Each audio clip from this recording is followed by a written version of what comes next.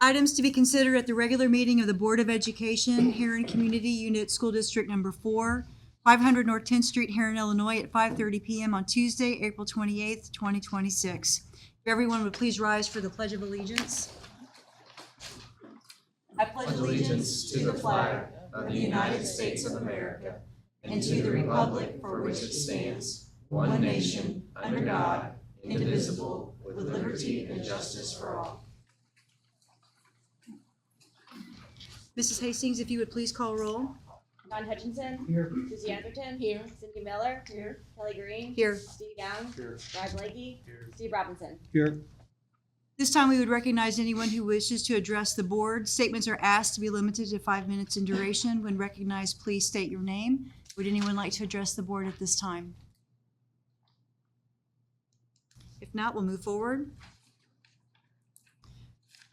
Need a motion, a second, and a roll call vote to confirm, accept, and approve the items listed on the consent agenda and not extracted for Tuesday, April 28th, 2026. So moved.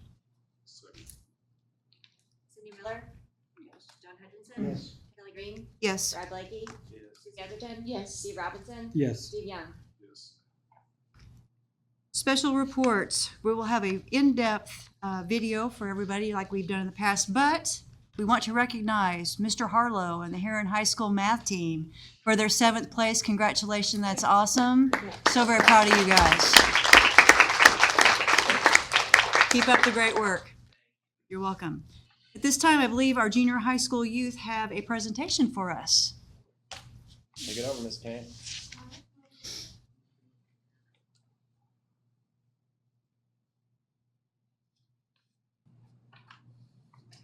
Good evening, members of the board, and thank you for the opportunity to speak.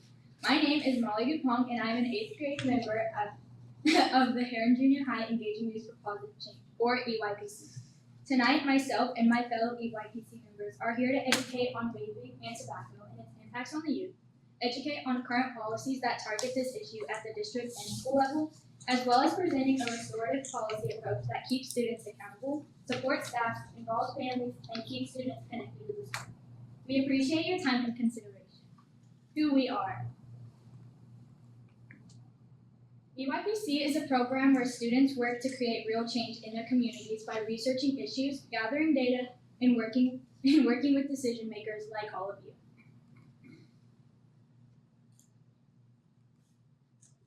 Over the past several months, we've focused on vaping and tobacco use among youth here in our school and community. We've already presented to the Herrin City Council to raise awareness about youth access and the impact of vaping. Today, I want to focus on education and why it's such an important part of this issue. Many students don't fully understand what vaping devices are. These are battery-powered devices that turn liquid into an aerosol that is inhaled. They can look like everyday objects and are often designed to be appealing to young people. It consists of a container of liquid solution, a heat source, and a mouthpiece. A battery supplies the energy to vaporize the liquid, which becomes an aerosol, or a cloud of tiny droplets. It is this cloud that people who vape inhale. The minimum age to purchase any tobacco product in the U.S. was raised to 21 in 2019. What's inside these products is also often misunderstood. E-liquids can contain substances like formaldehyde, acrolein, which is also used as a weed killer, and diacetyl, which has been linked to lung damage. There are also a lot of myths. For example, many people believe vaping is just harmless water vapor, but in reality, it contains chemicals and heavy metals. Another common belief is that vaping is safe. While it may differ from cigarettes, it is not safe and can still cause serious harm. This is especially important for middle schooler students because our brains are still developing until about age 25. Nicotine can affect memory, attention, and impulse control, and addiction can begin quickly, sometimes before regular use even starts. This also puts youth who start vaping now at an increased risk for future addiction to other substances. This diagram shows how each of these areas of the brain are impacted by nicotine and use and exposure. According to the American Heart Association, vaping can also impact the heart and lungs, increasing heart rate and blood pressure and leading to serious lung conditions. Popcorn lung, collapsed lung, and liquid pneumonia are also very serious health consequences of vaping. It's not just physical health either. Vaping has also been linked to increased anxiety, depression, and stress in young people.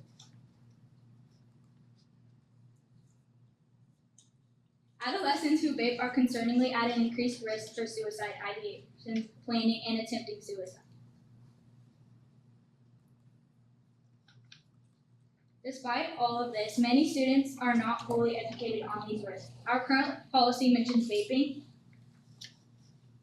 and tobacco and lays out that it is prohibited to wear clothing endorsing illegal activity.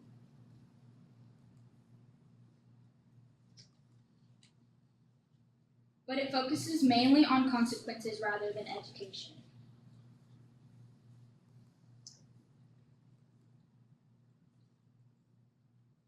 Education is important because students are more likely to make better choices when they actually understand the risk, not just when they are told don't do it.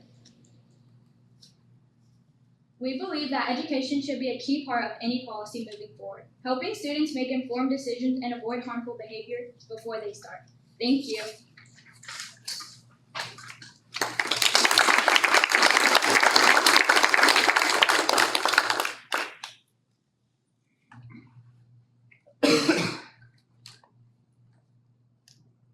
Good evening, my name is Lydia Clough, and I'm here as an 8th grade member of the EYPC to talk about the impact of vaping on students and our school community.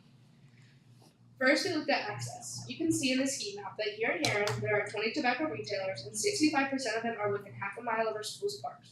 In fact, 60% of schools are within 1,000 feet of a tobacco retailer. This shows that access to these products is very close to where students live and spend time. But access is only part of the issue. Vaping impacts students in many ways, socially, academically, environmentally, physically, and financially.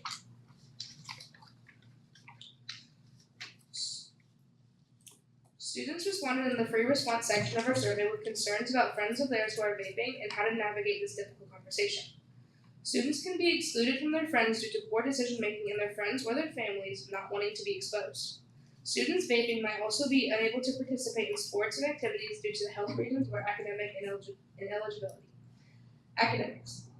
Reduces productive study time and affects their performance. You also heard from Molly about ways that vaping impacts developing brains and focus. Environmental. Students are encountering vaping in bathrooms, buses, social events, and online. There are not many safe, walkable spaces for students to go to in our town. There used to be a bubble tea business in walking distance from HJHS. We could go there after school to get a boba drink or a donut and play board games. It is now shut down and has turned into Herrin tobacco and vaping. Walking to Subway before school activities and on my walk home near school, I come across many vaping products on the ground. Even though I am not vaping, these effects are widespread in my school and town. Health. There is so much to be said about the impact of drug use on one's mental health. As a teen, students who vape can find it mentally draining and cause guilt.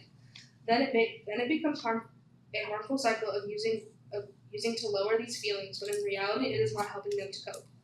Exposure risks. Secondary exposure to vaping is also very dangerous because of the chemicals contained in or produced by e-cigarettes. Financial. Students who are using or selling to other students are investing in things that they may regret rather than things that may be beneficial. In school, this can look like disruptions to learning. Students leaving class, safety concerns, and negative peer influence. It also affects the overall school culture.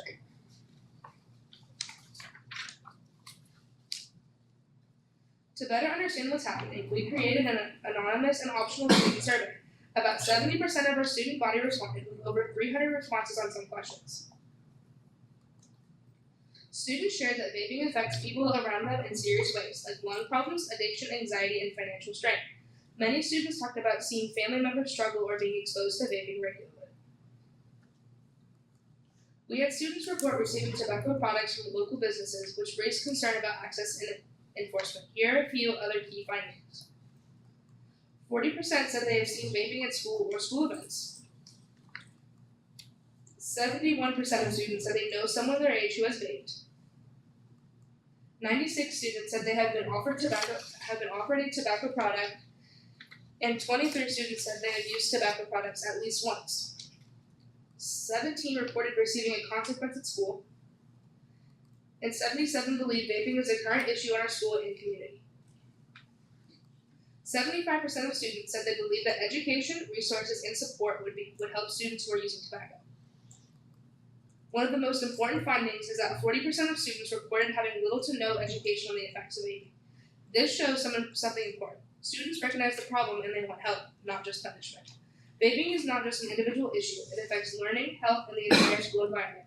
That's why how we respond matters. Thank you.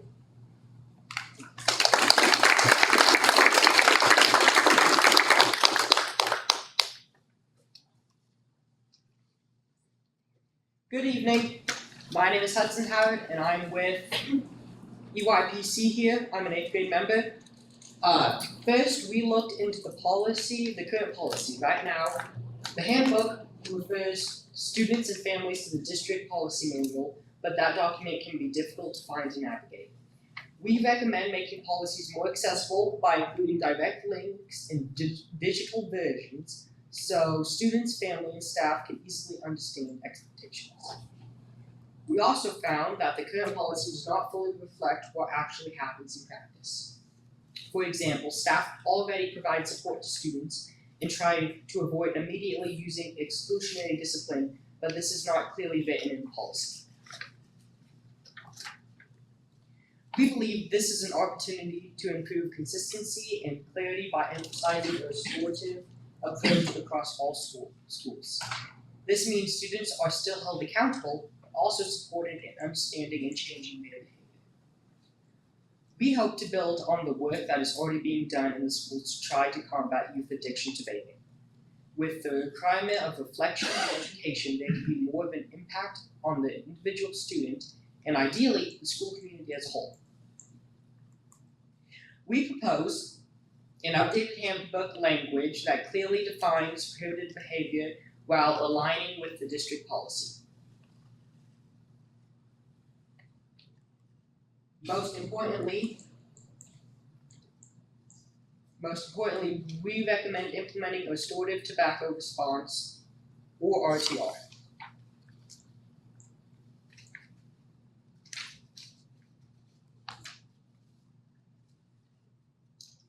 This approach focuses on 3 steps: accountability, education and reflection, and repair and reentry.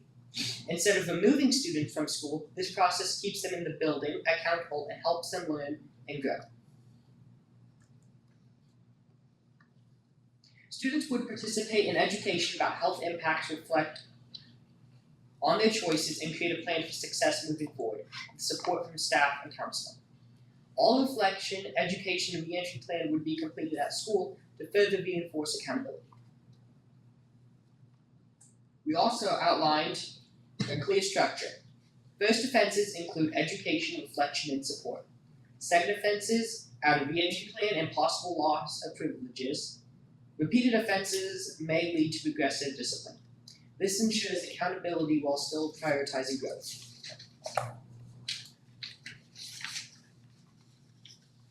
A restorative approach does not remove consequences, it makes them more meaningful and effective. Our goal is to reduce repeat behavior, support student health, and create a stronger school environment. As students, we care about our school and want to be part of the solution. We want a school where mistakes lead to learning, not disconnection.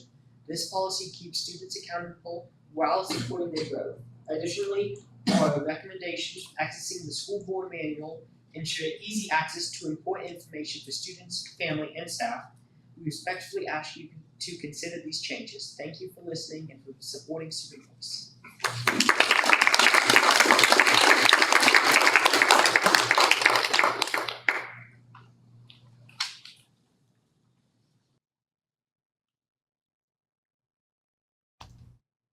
Do you have any questions for our youth based on the presentation that we saw? We will take everything under. John Hutchinson, Yes. Susie Etherton, Cindy Miller, Yes. Kelly Green, Yes. Steve Young, Yes. Ed Blakey, Steve Robinson. Yes. Need a motion, a second, and a roll call vote to adopt the closed minutes of the meetings held on March 24th, 2026. Cindy Miller, John Hutchinson, Yes. Kelly Green, Yes. Brad Blakey, Yes. Susie Etherton, Yes. Steve Robinson, Yes. Steve Young. Need a motion, a second, and a roll call vote to approve the personal recommendations as presented. For retirement, Jennifer Cravens, the intent to retire at the end of the 2029-2030 school year. Kathy Bloodworth to retire December 31st, 2026. Resignations, Brittany Moore as a teacher for the elementary school. Kayla Brown as a paraprofessional for the pre-K center. Chris Roberts as a boys golf coach for the high school. Jacob Emling as assistant softball coach for the high school. For employment, Ashley Hall as a cook for the high school. Madison Murphy as an English language arts teacher for the high school. Lacey Gunter as a librarian at Northside Primary Center. Christy Kelly as a coordinator, family educator for the pre-K center. Reagan Gilber as a paraprofessional for the district. Tamika Gibbs as a paraprofessional for the district.